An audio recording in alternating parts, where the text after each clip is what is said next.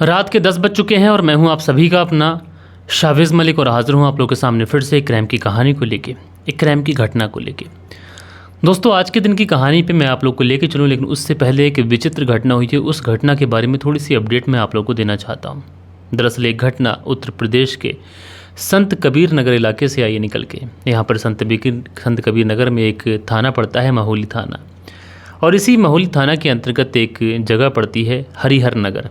और ये जो हरिहर नगर है, यहीं के वार्ड नंबर 3 में एक परिवार रहा करता है। इस परिवार में एक लड़का है जिसका नाम कल्लू है। कल्लू की शादी तकरीबन 6 महीने पहले खुशबू नाम की महिला से हुई थी। कल्लू की शादी जब खुशबू के साथ में होती है तो 1-2 महीने तक तो कल्लू और खुशबू दोनों एक दूसरे के साथ रहते हैं, लेकिन उसके बाद में परिवार की जिम्मेदारियों को उठाने के लिए, अपनी पत्नी को खुश करने के लिए कल्लू जो होता है ये मुंबई काम करने के लिए चला जाता है। अब कल्लू मुंबई जा चुका था। इधर जो खुशबू थी, ये खुशबू घर पे अकेली थी, इसलिए खुशबू की जो नज़दीकियाँ थीं ये कल्लू के ही भाई अमित से बढ़ने लगती हैं। अब खुशबू जो थी अमित के धीरे धीरे नज़दीक होने लगती है। अब धीरे धीरे इन दोनों के बीच में मिलना मिलाना, ये सारी चीज़ें जब होती हैं तो कहीं ना कहीं इस बारे में घर वालों को खबर लग जाती है। घर वालों को ये पता चलता है कि जो बेटा कल्लू है वो तो मुंबई में काम कर रहा है, लेकिन उसकी जो पत्नी खुशबू है ये हमारे छोटे बेटे अमित के साथ में रंगरलियां उड़ा रही है। इसलिए परिवार वाले अमित और खुशबू से बात करने की कोशिश करते हैं, लेकिन अमित और खुशबू दोनों एक दूसरे के प्यार में कुछ इस कदर पागल हो चुके थे कि इन्हें परिवार की किसी भी बात का एक तरीके से कोई भी इन्हें मतलब नहीं था। परिवार क्या कह रहा है, क्या नहीं कह रहा है, परिवार की इज्जत क्या है, इसकी सारी धज्जियाँ उड़ा देते हैं। बल्कि अमित और खुशबू, जब इन लोगों को लगता है कि परिवार वाले उन दोनों के बीच आ जाएंगे, इसलिए अमित और खुशबू जो होते हैं ये घर से फरार हो जाते हैं। अमित और खुशबू जब घर से फरार होते हैं तो परिवार वालों को थोड़ी सी चिंता होती है कि ये लोग कहाँ गए। उसके बाद में परिवार वाले इन दोनों को ढूंढने की कोशिश करते हैं। अमित और खुशबू को आखिरकार परिवार वाले ढूंढने में कामयाब रहते हैं। जब अमित और खुशबू को ढूंढ लिया जाता है तो परिवार वाले अब भी इन दोनों को अलग करने की कोशिश करते हैं, किसी तरीके से कल्लू का घर बच सके। लेकिन जो अमित और खुशबू थे ये दोनों किसी भी सूरत में एक दूसरे से अलग होना नहीं चाहते थे। ये बात पंचायत में पहुंची, लिहाजा ये फैसला लिया गया कि परिवार की रजामंदी के साथ में अमित और खुशबू की शादी करनी चाहिए। उसके बाद में बाकायदा इन दोनों ही लोगों की यानी अमित और खुशबू की शादी की जाती है। भरी पंचायत में जो अमित होता है ये खुशबू की मांग भरता है, उधर जो कल्लू होता है ये मुंबई में ही होता है। कल्लू अपने घर इन दोनों की शादी में नहीं आता है, बल्कि कल्लू कहता है कि मुझे ऐसी शादी से कोई मतलब नहीं है, वो दोनों कहीं रहें कुछ करें, लेकिन मेरा उस शादी से कोई भी लेना देना नहीं है। दोस्तों, ये घटना मैं आप लोग को यहाँ पे इसलिए सुना रहा हूँ कि यहाँ पर एक लड़की खुशबू जो नई शादी कर आई थी, उसके बाद में उसका जो पति है अपने परिवार की जिम्मेदारियों को निभाने के लिए बाहर जाता है काम करने के लिए मुंबई, और जो खुशबू होती है ये यहाँ पर अपने ही देवर के साथ में रंगरलियाँ मनाने लग जाती है। दोस्तों, एक बड़े बूढ़ों की कहावत है कि घर की जो हंडिया होती है अगर वो खुली होती है तो कम से कम कुत्ते को शर्म होनी चाहिए। इस कहावत का मतलब यही है कि अगर खुशबू यहाँ पर गलत थी, लेकिन अमित को अपने भाई का ख्याल होना चाहिए था, उसके परिवार की इज्जत का और सब चीज़ों का ख्याल होना चाहिए था। लेकिन अमित ने भी उन सारे रिश्तों को तार किया। अपनी भाभी के साथ में उसने प्रेम प्रसंग बनाया और बाद में उसने खुशबू से ही शादी कर ली। ज़रा सोचिए दोस्तों कि कल्लू के दिल पर क्या बीत रही होगी। क्या वो इस घर में कभी आएगा तो अपनी पत्नी को अपने भाई के साथ देखेगा तो उसके दिल पर क्या बीतेगी। ज़रा सोचिए दोस्तों, ऐसे रिश्तों को क्या समाज में कोई जगह मिलनी चाहिए या फिर नहीं मिलनी चाहिए? आप लोग कमेंट्स करके बताइएगा। और दोस्तों, आज की जो कहानी मैं आप लोग को सुनाने जा रहा हूँ, ये कहानी अपने आप में एक ऐसी कहानी है दोस्तों कि जब ये पूरी घटना निकल के आई और जिस किसी ने भी इस घटना के बारे में सुना उसका कलेजा कांप गया, उसकी रूह कांप गई कि आखिरकार ऐसा कोई कैसे कर सकता है। तो पूरी कहानी सिलसिलेवार तरीके से दोस्तों मैं आप लोग को सुनाऊंगा। बस आप लोगों से रिक्वेस्ट है, दरख्वास्त है कि आप लोग इस वीडियो में अंत तक बने रहें। जो लोग चैनल पर पहली बार आए हैं वो लोग चैनल को सब्सक्राइब करें, अपना सपोर्ट दिखाएं, प्यार दिखाएं। और दोस्तों, इस वीडियो में आगे जाने से पहले आप सभी लोगों से कहना चाहूँगा कि हिंदी डॉक्यूमेंट्री हमारा चैनल है, उसका लिंक मैं आप लोग को टाइटल पे भी दे दूंगा। आज के दिन भी एक बेहतरीन डॉक्यूमेंट्री अपलोड हुई है और बेहतरीन से बेहतरीन डॉक्यूमेंट्री उस चैनल पर आ रही है। टाइटल में @ कर मैं आप लोग को चैनल का लिंक दे दूंगा। आप लोग वहाँ पर जाइएगा और चैनल को सब्सक्राइब ज़रूर कर लीजिएगा, क्योंकि वहाँ पर भी आप लोग को बेहतरीन से बेहतरीन क्राइम डॉक्यूमेंट्री सुनाई जा रही हैं, बिल्कुल सीधे और सिंपल वर्ड्स में। तो चलते हैं, सीधा इस कहानी का रुख करते हैं। दोस्तों बात करूं अगर मैं आज की इस कहानी की, तो आज की इस कहानी की शुरुआत होती है कर्नाटक से, और इसी कर्नाटक में एक जगह लगती है बेंगलुरु। बेंगलुरु ये वो शहर है जो बहुत ही ज़्यादा फेमस शहर है, और इसी बेंगलुरु में एक जगह पड़ती है चंदापुरा। और ये जो चंदापुरा है, इसी चंदापुरा के अंतर्गत एक गाँव आता है हीलू लिगो गाँव। ये जो हीला लिगे गाँव है, इसी गाँव के अंदर से एक व्यक्ति लगभग इसी सैटरडे वाले दिन की बात है, यानी 7 तारीख को 7 इसी महीने की, अभी यानी आज ही के दिन की बात है। तो 7 तारीख को ये जो व्यक्ति होता है जिसका नाम शंकर होता है, इसकी उम्र तकरीबन 28 साल के आसपास है। ये अपनी स्कूटी से बहुत ही घबराया हुआ पुलिस थाने की तरफ जा रहा था। अब जो कोई भी शंकर को इस अवस्था में देखता तो वो शंकर से पूछता भी कि भैया कहाँ जा रहे हो। अमूमन होता ही ऐसा है कि कोई जानने वाला अगर मिलता है रास्ते में तो पूछता ही है कि भाई शाविज़ मलिक साहब कहाँ जा रहे हो, या फिर जो हमारे व्यूवर्स हैं उनके नाम लूँ तो कोई भी पूछ सकता है कि भैया कहाँ जा रहे हो। लेकिन जो शंकर था वो किसी की बात का कोई भी रिस्पॉन्स नहीं देता है। शंकर के चेहरे पर घबराहट साफ दिखाई पड़ रही थी। शंकर पसीने से तरबतर था। उसके बाद पुलिस थाने पहुंचता है, लेकिन पुलिस थाने जब शंकर पहुंचता है और जो पुलिस ऑफिसर वहां पर ड्यूटी पर उस समय तैनात होते हैं, जब वो शंकर को देखते हैं, उसे घबराई हुई अवस्था में देखते हैं, उसके पास एक बैग देखते हैं, तो पुलिस वालों को भी समझ आ जाता है कि शायद शंकर जो है ये पुलिस के सामने कुछ बताने के लिए आया है। बहुत ज़्यादा घबराया हुआ है, बहुत ज़्यादा परेशान है। लिहाजा जो पुलिस अफसर होते हैं वो शंकर से पूछते हैं कि क्या बात है, इतने ज़्यादा घबराए क्यों हो। तो जो शंकर होता है अपनी बैग की तरफ को इशारा करता है और बस इतना ही कहता है कि साहब मेरी पत्नी।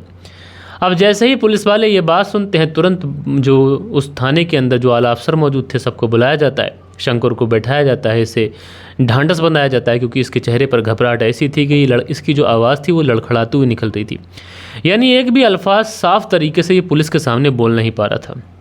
लिहाजा पुलिस वाले इसको बैठाते हैं। बैठाने के बाद में इसके पास से इसका बैग लेते हैं, लेकिन पुलिस वालों को अंदाज़ा नहीं था कि इस बैग को खोलने वाले हैं। उस बैग को खोलते ही उनकी सिट्टी बिट्टी गुल हो जाएगी।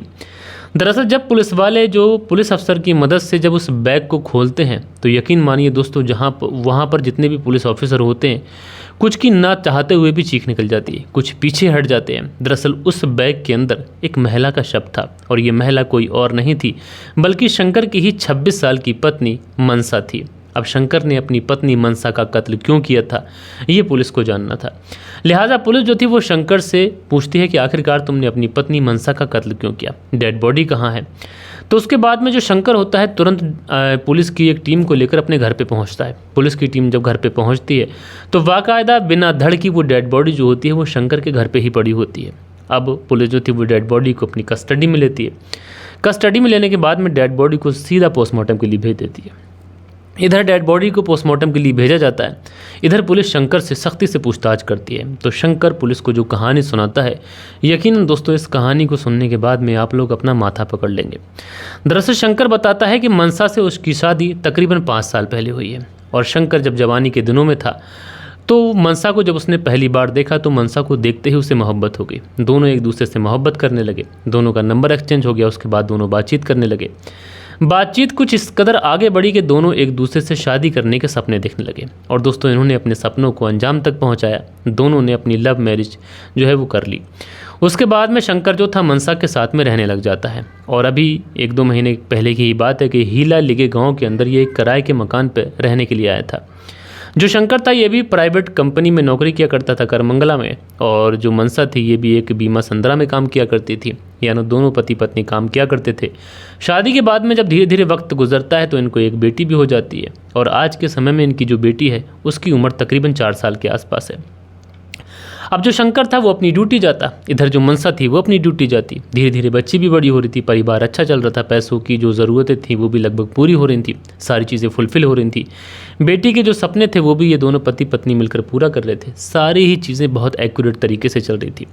लेकिन इसी बीच में शंकर एक दिन अपनी पत्नी से बोलता है कि वो काम में जाएगा और उसकी नाइट की ड्यूटी है और वो अगले दिन सुबह को ही लौट के आएगा। लेकिन शंकर जब अपने काम पर जाता है, लेकिन कुछ ऐसा होता है कि शंकर की जो ड्यूटी होती है ये रात को ही फिनिश हो जाती है। शंकर जब घर लौट कर आता है तो ये पुलिस को बताता है कि जब मैं घर लौट कर आया तो दरवाज़ा खुला हुआ था। मैं दरवाज़ा खोल कर जैसे अंदर गया तो मैंने देखा कि जो मेरी पत्नी मनसा है ये किसी और व्यक्ति के साथ में आपत्तिजनक तरीके से शारीरिक संबंध बना रही है। जब मैं अपनी पत्नी को उस व्यक्ति के साथ में शारीरिक संबंध बनाते हुए देखता हूँ तो उसके बाद में मैं इन दोनों की काफ़ी ज़्यादा मार पिटाई करता हूँ। वो जो व्यक्ति होता है वो तो उस समय वहाँ से फरार हो जाता है, लेकिन इस बात को लेकर मेरे बीच में और मेरी पत्नी के बीच में बहुत ज़्यादा झगड़ा होता है, जिसकी वजह से उसकी जो पत्नी थी उससे कहती है कि आइंदा से इस तरीके की गलती कभी नहीं होगी। लेकिन इस बात को लेकर शंकर और मनसा के बीच में आए दिन अब झगड़ा होने लगा था। शंकर मनसा के बीच में जब लगातार झगड़ा होने लगा था तो मनसा शंकर के इन झगड़ों से इतना ज़्यादा ऊब चुकी थी कि वो नाराज़ होकर अपने मायके चली जाती है। लेकिन मनसा और शंकर की एक बेटी भी थी 4 साल की। आखिरकार इसी शुक्रवार को मनसा वापस लौटती है और वो अपने पति से सुलह करना चाहती है। वो कहती है कि देखो, हमारी एक बेटी है और अगर हमारा घर परिवार ठीक चलेगा तो हमारी बेटी का जो भविष्य है वो भी ठीक होगा। दरअसल मनसा का ये कहना था कि शंकर को गलतफहमी हुई है और ऐसा कुछ भी नहीं है।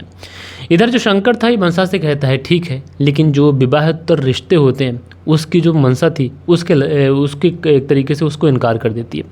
इसी बात को लेकर शंकर और मनसा के बीच में काफ़ी ज़्यादा हुकताक होती है, काफ़ी ज़्यादा कहासुनी होती है। उसी बीच में शंकर जो था, चूँकि उसके घर पर एक दरांती पहले से ही रखी हुई थी, उसी दरांती से ये अपनी पत्नी का गला काटता है। गला काटने के बाद में उसके सर को उसके धड़ से अलग करता है, धड़ को बैग में रखता है, बैग को पीठ पर लादता है। उसके बाद में स्कूटी से पुलिस थाने पहुंच जाता है और वहां पर पहुंचने के बाद में ये सारी ही बात सिलसिलेवार तरीके से पुलिस को बता देता है।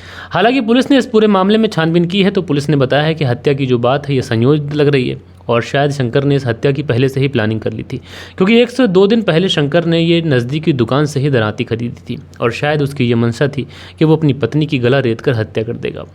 बहरहाल दोस्तों, इस पूरी कहानी के बारे में आप लोग क्या सोचते हैं? शंकर ने जो किया क्या उसे करना चाहिए था? और अगर शंकर ने ये किया तो ज़रा सोचिए कि उसकी 4 साल की बच्ची का अब सहारा कौन है? पत्नी तो जा चुकी है, शंकर जेल में ज़िंदगी गुजारेगा, लेकिन उस 4 साल की बच्ची का क्या दोष है?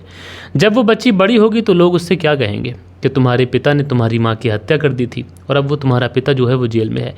इसीलिए दोस्तों, मैं हमेशा आप लोगों से कहता हूँ कि माता पिता को कोई भी गलत कदम उठाने से पहले एक बार नहीं बल्कि 1000 बार अपने बच्चों और अपने परिवार के बारे में सोचना चाहिए, ताकि इस तरीके से उनका जो परिवार है उनको किसी भी वजह से किसी भी तरीके का कोई खामियाजा भुगतना ना पड़े। बहरहाल दोस्तों, आप लोग इस पूरी कहानी के बारे में जो भी सोचते हैं कमेंट्स करके बताइएगा। कल के दिन आप लोग के कुछ कमेंट्स भी हैं, वक्त होता है कि आप लोग के कमेंट्स पढ़ लिए जाएं। सो दोस्तों, कल के दिन जो आप लोग के प्यारे प्यारे कमेंट्स आए थे इसमें राणा सिंह जी हैं जो हमेशा हमें फाइनेंशियली सपोर्ट करते हैं। 15 यूरो के साथ में उन्होंने सुपर थैंक्स किया है। तो राणा सिंह जी, जितना मैं आपका शुक्रिया अदा करना चाहूँ उतना कम है। उसके बाद में अगला जो कमेंट्स है ये धीरज सिंह का है। धीरज सिंह लिखते हैं, जय श्री राम मलिक भाई, भैया आज की स्टोरी सुना हुआ था लेकिन आपकी आवाज़ में सुनकर बहुत अच्छा लगा। आप डिटेल्स से बताते हो, ज़्यादा अच्छा लगता है भैया, आप हमेशा खुश रहो। तो धीरज चौधरी जी, धीरज सिंह जी, सॉरी माफ़ करिए आपके नाम में थोड़ी सी गलती हुई। धीरज सिंह जी आपका बहुत बहुत शुक्रिया। दिनेश कुमार है, लिखते हैं नमस्कार मलिक भाई साहब, बहुत बढ़िया कहानी है। तो दिनेश कुमार जी शुक्रिया आपका। देव कुमार जी हैं, लिखते हैं हमारे देश के सभी देशवासियों को बकरा ईद की हार्दिक शुभकामनाएं। तो देव कुमार जी आपका बहुत बहुत शुक्रिया। दिनेश कुमार हार्ट बनाते हैं, बहुत शुक्रिया। मंसूरी भाईजान हार्ट बनाते हैं, बहुत बहुत शुक्रिया। मंसूरी भाईजान आगे लिखते हैं, अस्सलाम वालेकुम मलिक साहब, ईद मुबारक आपको और आपकी फैमिली को, सभी साथियों को। तो मंसूरी भाईजान जी आपका बहुत बहुत शुक्रिया। दिनेश कुमार हैं, लिखते हैं बहुत बढ़िया। तो दिनेश कुमार जी शुक्रिया। शील निधि हैं, लिखते हैं क्राइम तो क्राइम है मलिक भाई, कहानी अच्छी लगी। शील निधि शर्मा हरिद्वार उत्तराखंड से सुनते हैं। शील निधि शर्मा जी आपका शुक्रिया। प्रियंका सिंह हैं, लिखते हैं सुपर स्टोरी भाई। तो प्रियंका सिंह जी बहन आपका शुक्रिया। मंसूरी भाईजान हैं, लिखते हैं मलिक भाई जी लाइव आने का प्रोग्राम मंथली ही सही रहेगा। जी मंसूरी भाईजान जी, मैंने यही कोशिश की और पिछले कुछ महीनों से लगातार मैं मंथली लाइव आ रहा हूँ। उसके बाद में खुबाब अंसारी हैं, लिखते हैं अस्सलाम वालेकुम भाई, अल्लाह आपको कामयाबी दे, आपका कहानी सुनाने का तरीका बहुत ही प्यारा है। तो खुबाब अंसारी जी मेरे भाई शुक्रिया आपका। दिनेश कुमार हैं, लिखते हैं नाइस स्टोरी भाई। तो दिनेश कुमार जी शुक्रिया। साजिददार हार्ट बनाते हैं, शुक्रिया। उसके बाद में शरियन शर्मा हैं, लिखते हैं मलिक भाई हमारे समाज कहाँ जा रहा है, समझ से बाहर होता जा रहा है, आपका अंदाज़ बहुत अच्छा है मलिक भाई, आप हमेशा सलामत रहें। तो शरियन शर्मा जी आपका बहुत बहुत शुक्रिया। उसके बाद में अगला जो कमेंट्स है अवोंद करके आईडी ले, लिखते हैं वीडियो 15 मिनट की होती तो देखने में और मज़ा आता, 25 मिनट में बहुत ज़्यादा हो गया। तो क्या हुआ कि अगर कोई स्टोरी ऐसी होती है जो डिटेल में सुनाना पड़ती है तो उसमें अमूमन 20 से 25 मिनट लग ही जाते हैं, और क्राइम स्टोरी का मतलब ही यही है कि 20 से 25 मिनट की स्टोरी हो। प्रियंका सिंह लिखते हैं भैया मैं आपको बहुत मिस किया। तो प्रियंका सिंह जी बहन आपका बहुत बहुत शुक्रिया। ए चौधरी हैं, लिखते हैं देश के बेड़ा गर्क करने में कोई पीछे रहने को तैयार नहीं है, एक से बढ़कर एक अपराध होते जा रहे हैं देश में। तो ए चौधरी जी आपने बहुत अच्छी बात कही, आपका शुक्रिया। देव कुमार जी आगे लिखते हैं मैं लाइव नहीं आ पाया, इंतज़ार कर रहा था बट टाइम नहीं मिल पाया भाई। तो देव कुमार जी कोई बात नहीं, शुक्रिया आपका। सुल्त्यागी हैं, लिखते हैं नमस्कार मलिक भाई साहब, रेणु सुल्त्यागी शाहनापुर शहर से सुनते हैं, बहुत बहुत शुक्रिया। बालिश बिहारी हैं, लिखते हैं मलिक भाई साहब नमस्कार सर जी, आजकल के महिला ज़्यादा तरीके से चरित्र दिखाती है और सब ठीक है, सुबह में देखा हूँ कहानी। तो बालिश बिहारी जी शुक्रिया। उसके बाद में कृष्ण कुमार लिखते हैं इतना बड़ा वीडियो क्यों बनाते हो। तो कृष्ण कुमार जी, क्राइम स्टोरी अक्सर लंबी हो ही जाती है। मंसूरी भाईजान लिखते हैं जो लोग क्राइम करते हैं वे अगर क्राइम करने से पहले अंजाम और पे गौर कर लें तो शायद क्राइम कभी ना करें। बहुत अच्छी बात कही मंसूरी भाईजान जी, आपका बहुत बहुत शुक्रिया। सो दोस्तों, ये कुछ प्यारे प्यारे कमेंट्स थे जो कल के दिन आप लोगों ने किए थे। आशा करता हूँ कि आज की जो कहानी है ये आप लोग को ज़रूर से ज़रूर पसंद आई होगी। तो इस कहानी के बारे में ज़रूर लिखिएगा। बाकी दोस्तों मिलते हैं कल के दिन किसी और स्टोरी के बारे में। जब तक के लिए अपना ख्याल रखें, देश का ख्याल रखें, परिवार के रिश्तों की अहमियत को समझें। जय हिंद, जय भारत।